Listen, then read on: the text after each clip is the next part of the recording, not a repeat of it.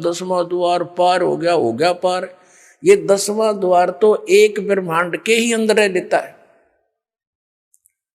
और एक कबीर पंथी है जम्मू में, उसके सत्संग सुनते हैं, वो उसके भगत बताते हैं हमारा गुरुजी 11वीं खिड़की बताओ, 11वीं खिड़की। अरे वो नौका मेरे जैसा ज्ञान धरती पर नहीं, पूरे विश्व में नहीं। एक हल्दी की गांठ से पंसारी नहीं बनता।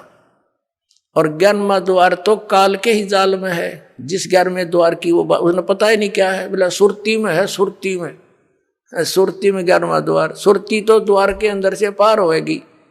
इन्हें खक नहीं पता, ज्ञानिया ने मूर्ख बना रहे जनता को। अब क्या बताया है कि 12वां द्वार है। 11वां द्वार जो है 21 ब्रह्मांड है इस काल के। 21 ब्रह्मांड को पार करके और 7 संग ब्रह्मांड है उस अक्षर पुरुष के। उस अक्षर पुरुष के लोक में प्रवेश होते हैं उस सरपुरुष के लोक से। तो वो है 11वां द्वार जो अक्षर पुरुष के लोक में प्रवेश कराओगा। लेकिन अक्षर पुरुष के लोक में फिर हम यहीं रह गए, पार नहीं हो सके। तो फिर 12वां द्वार है जो 7 संख ब्रह्मांड काल के पार करके और सतलोक में प्रवेश करता है। वहां इन सब जगह लोक लगे हुए हैं और इस सतनाम के बगैर वो खुल नहीं सकते। तो वहां 12वें द्वार में को पार करके वो सतलोक है, वो स्थान है जहां जाने के बाद फिर लौटकर प्राणी संसार में कभी नहीं आते। उनका जन्म और मरण का दीर्घ रोग समाप्त हो जाता है। असंग जन्म तन मृत्या होगे, जीवित क्यों ना मरे रे, और 12 मद महल मठबो रे।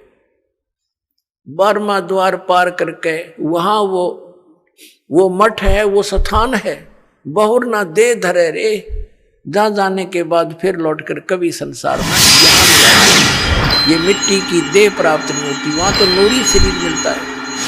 फिर बताया है कि दोजक बहिष्ठ सभी तैं देखे राजपाट के रसिया, और 3 लोक से तरपत नाही यो मन भोगी खसिया। यहाँ एक सरपंच बन जाता है तो इच्छा बनती है चेयरमैन बनूं। चेयरमैन बन जाता है तो सोचता है अगली बार एमएलए का दाव लगे। एमएलए बनने के बाद उसकी नीयत होती है कि मैं मंत्री बनूं। मंत्री के बाद उसकी नीयत ऑटोमेटिकल काल प्रेरणा है ये कि मुख्यमंत्री बनूं, तब बात बने, ना तो कोई आनंद नहीं आया।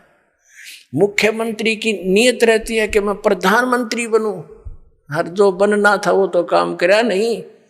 और फिर गदा संतरी बने मेरे कहने, क्योंकि तब से राज मदमानम और जन्म तीसरे शुक्र सवानम। अब क्या बताते हैं परमात्मा, दोजक माने नरक, बहिष्ठ मीन स्वर्ग।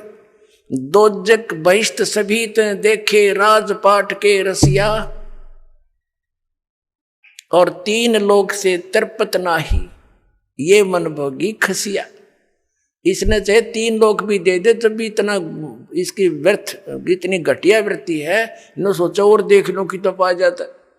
अरे इतने मृत्यु हो जाए फिर यही सैर सपट्टा करता फिर कुत्ता बनकर गलियों में जूठे टूक खावे ये। फिर क्या बताते हैं, सतगुरु मिले तो इच्छा मिटे, और पद मिल पदे समाना, और चल हंसा उस लोक पठाऊं जो आदि अमर अस्थाना। यानी सतगुरु मिलेंगे, सच्चे संत मिलेंगे। सतगुरु मिले तो इच्छा मिटे, पद मिल पदे समाना।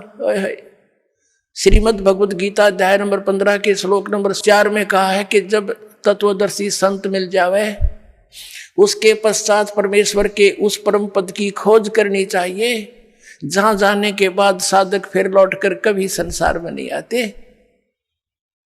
उसके लिए क्या बताया है, गीता ज्ञानदाता तो कहता कि तत्वदर्शी संतों की खोज करो। गीता जी अध्याय नंबर 17 के श्लोक नंबर 23 में कहा कि उस परमात्मा के उस परम पद के पाने की ओम तत्सत इति निर्देश है ब्रह्मण त्रिविध समर्थ है।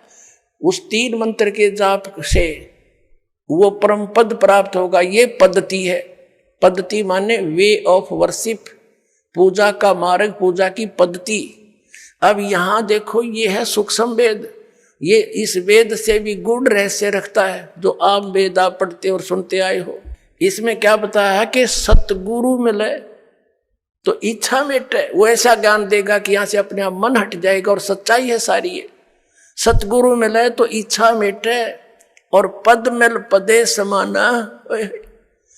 पद मिलने से, पद माने पद्धति या 3 मंत्र का जाप, ये पद्धति है। जैसे पद्धति में ये सारा प्रोसेस आ जाता है। प्रथम मंत्र ये 7 नाम का सब चैनलों को ऑन करेगा, खोल लेगा, आपका रास्ता साफ करेगा त्रिकुटी तक जाने के लिए। और फिर ये 2 मंत्र का सतनाम, और तीसरा इसके साथ मिलेगा वो सार नाम, सार शब्द, सार नाम, आदि नाम जिसको कहते हैं।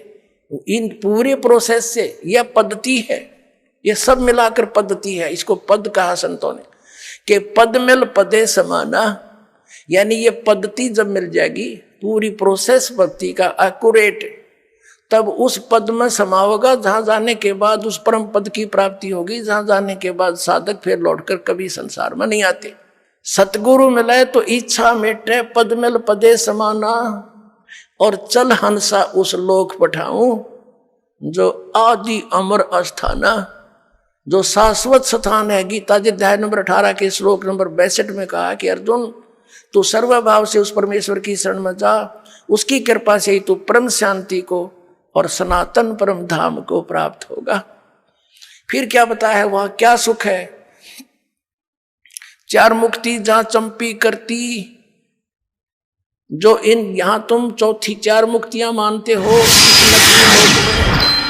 और ये तो अस्थायी है, किसी की नहीं रह सकती। वहां जाने के बाद भी चौथी मुक्ति प्राप्त प्राणी भी पुनः जन्म मृत्यु के अंदर आता है, और वहां ये सुख तुझे सदा बना रहेगा।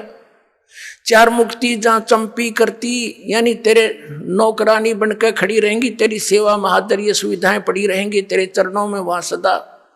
4 मुक्ति जहां चंपी करती, माया होरी दासी, और दास गरीब अभय पद पर से वो मिले राम अविनाशी। ओए होए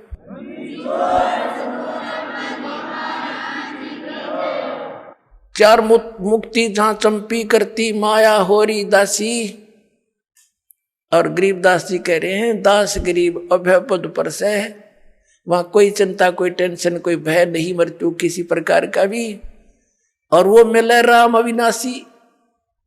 गीता जी अध्याय नंबर 15 के श्लोक नंबर 17 में कहा है कि उत्तम पुरुष है तू अन्य परमात्मा इति उदारते, ये लोक धर्म आविश्य विवर्ती। अवैश्वर है, वो है अविनाशी भगवान, वो परम अक्षर ब्रह्म है, वो कबीर देव है, वो कबीर परमात्मा है। और इस साधना से मिलेगा तो दास बताओगा ना, कहीं नहीं मिलेगा आपको। बोलो सतगुरुदेव।